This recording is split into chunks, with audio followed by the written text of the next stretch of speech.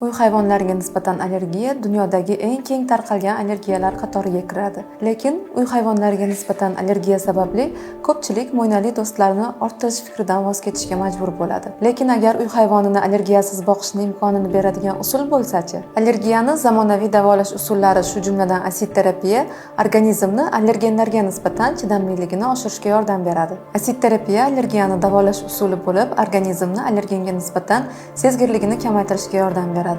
Bunda allergenning kichik dozalari asta-sekinlik bilan organizmga kiritib boriladi va immun tizimi allergenga nisbatan moslashadi. Ayniqsa, dori moddalari bilan nazoratga olinmayotgan og'ir allergik reaksiyalarda asid terapiya juda ham samarali usul hisoblanadi. Asid terapiya immunoglobulin G tanachalari ishlab chiqarilishini rag'batlantiradi.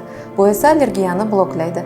Vaqt o'tishi bilan immun tizimi allergenga nisbatan javob qaytarmay qo'yadi va siz uy hayvoni bilan hech qanday allergiyalarsiz muloqot qilishingizga imkon yaratiladi. Asid terapiya bilan uy hayvoni boqish haqidagi orzuyingiz haqiqatga aylanadi.